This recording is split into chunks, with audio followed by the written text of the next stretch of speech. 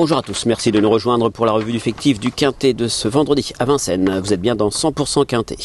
Un Quintet réservé à des chevaux de 7 à 10 ans, 2100 mètres à parcourir, ils seront 16 à se ranger derrière les ailes de l'autostart, 9 en première ligne et 7 en seconde. On aperçoit le tableau avec le numéro 1 Gigolo Lover, le 2 Evita Perron, ces deux-là, on va en reparler.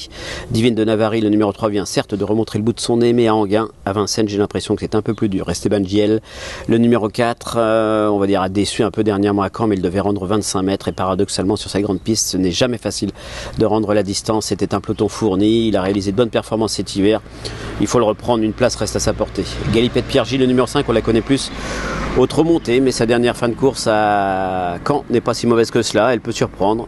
Le 6 Fougue du Dollar est quand même beaucoup plus confirmé autre montée, et même si elle sera déférée des 4 pieds, ça paraît pas facile avant le coup, mais sait-on jamais pour une 5e place. Faster Siga, le numéro 7, va se présenter pieds nus pour la première fois à l'attelage, parce qu'on le connaît bien plus autre montée. D'ailleurs attelé, il n'a jamais rien fait, je crois qu'il a dû courir 5 fois, 4 disqualifications, et pourtant Léo Abrivard dit que s'il était 5e, il n'aurait pas crié au scandale. Éclat des Noix, le numéro 8, malheureusement, a hérité d'un numéro en dehors. Sur la grande piste de Vincennes, je ne sais pas si c'est là qu'il est plus avantagé, mais il est confié à Alexandre Abrivard et idéalement engagé. Possible 5e. Eric Zoil, le numéro 9, on va en reparler. Eastwood Park, le numéro 10, est à la recherche de son meilleur niveau. Good Jules Bay, le numéro 11, je la préfère, piste plate, corde à droite. Mais elle est douée, elle possède pas mal de vitesse. Elle peut pourquoi pas accrocher une petite place. Flash Gordon, le numéro 12, était 6e dernièrement, mais il affrontait un bon lot. Il était devancé notamment par Grâce du Dijon, Febson, vous voyez, de meilleurs chevaux que ceux qu'il affrontait cette fois-ci. Eureka Avry, le numéro 13, on va en reparler. Danseur Baroque, le numéro 14.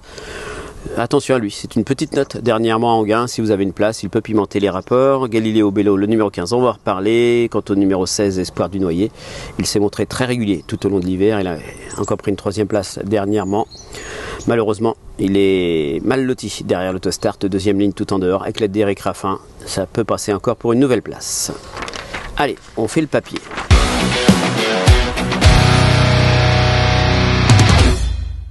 Alors j'ai retenu en tête le numéro 1, Gigolo Lover. Il a été préparé pour cet engagement. Cet hiver c'était super, on le retrouve.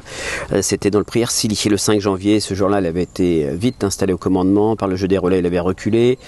Il s'était rapproché.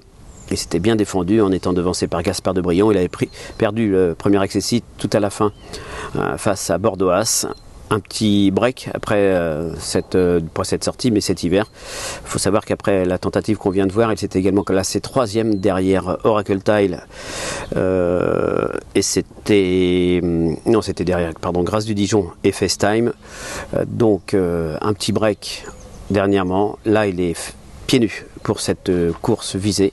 Bon numéro, tout pour plaire. Eureka Avry, le numéro 13, n'a contre lui que de s'élancer en 2e ligne. On le retrouve, c'était lors d'un succès le 10 décembre sur le parcours qui nous intéresse. Rapidement tête et corde, il avait hérité ce jour-là du numéro 4. Il devançait un certain Espoir du Noyer qui lui s'est lancé en seconde ligne. Les données sont inversées cette fois-ci. Alors il a effectué un petit break, une bonne course de rentrée dernièrement à Cordemais. Il est invaincu derrière sur les 2100 mètres de l'autostart à Vincennes. Le seul problème, c'est qu'à chaque fois, il allait devant. Là, avec ce numéro, il va falloir soit faire un forcing pour prendre la tête et la corde, ou soit subir. Est-ce qu'il sera pareil? Toujours est-il que s'il avait hérité d'un numéro en première ligne, je n'aurais pas hésité à le retenir en tête. Ça peut passer. Hein. Attention à lui. Evita Perron, le numéro 2. Vient d'intégrer les box de Mathieu Abrivard. On la retrouve justement lors de cette première tentative pour son nouvel entraîneur. Elle n'était pas démonstrative au boulot, mais visiblement bien meilleure en course.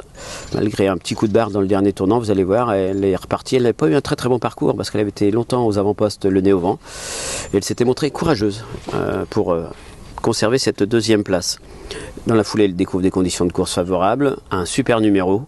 Alors 2008 grande piste, j'aurais été inquiet, mais là 2100 autostart, ça va aller parce que c'est pas non plus la meilleure des grimpeuses. Eric Zoil, le numéro 9, malheureusement a hérité d'un numéro tout en dehors, mais on le retrouve, c'était dans le prix de Château-Renard, le 16 février. Il était en queue de peloton, tout d'abord. Il avait terminé 5e ce jour-là. Il s'était rapproché en 3e épaisseur, gentiment. Puis il avait bien fini. Là encore, c'était Gaspard de Brion, Oracle Tile, qui le devançait. Donc la ligne est bonne. On l'a vu aussi dans la course de Gigolo Lover, il était 4e, pas très loin de Gigolo Lover. C'est un cheval qui va se plaire sur ce parcours, mais voilà, avec un numéro tout en dehors. Il faudra que ça se passe bien. C'est le plus riche de l'épreuve, il est à un peu plus de 6 000 € du plafond des gains. Là encore, ça sera une question de parcours. S'il venait à gagner, ça serait pas surprenant.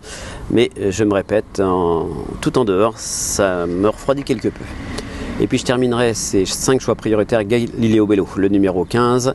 Alors il vient de renouer avec le succès, on le retrouve, c'était justement dans le prix de Montsoreau, le 4 mars. Il avait bénéficié d'un bon parcours, il s'était fait ramener gentiment, il était arrivé dans le groupe de tête dans le dernier tour sans faire d'effort.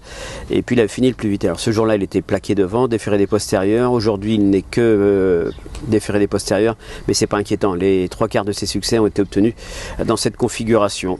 Et là, lui aussi, il doit s'élancer en seconde ligne, alors il faudra que ça se passe bien. Mais il y a tellement de bonnes chances en seconde ligne qu'on peut penser qu'il va y avoir un bon wagon de 3. On l'avait vu également au mois de décembre, 3e sur ce parcours derrière Oracle Tile et Al Capone Steka. Voilà, encore une bonne chance confiée à Benjamin Rochard qui le connaît bien. Il fait partie des priorités.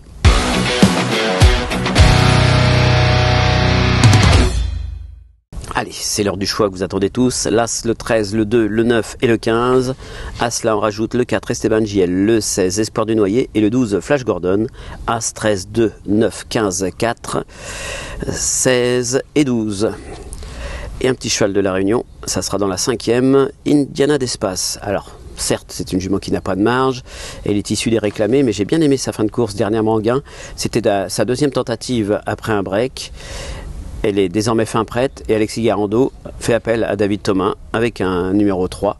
Alors c'est sûr qu'il faudra battre Johan Le Bourgeois et Ilaya, mais attention, la cote va être assez intéressante en plus. Le 503, Indiana d'Espace. Merci à tous de nous avoir suivis, à très bientôt pour un nouveau numéro de 100% Quintet. Merci à vous d'avoir suivi cette vidéo. Alors pour vous abonner à notre chaîne YouTube, c'est ici. Et pour suivre encore plus de vidéos Paris Turf, c'est de ce côté.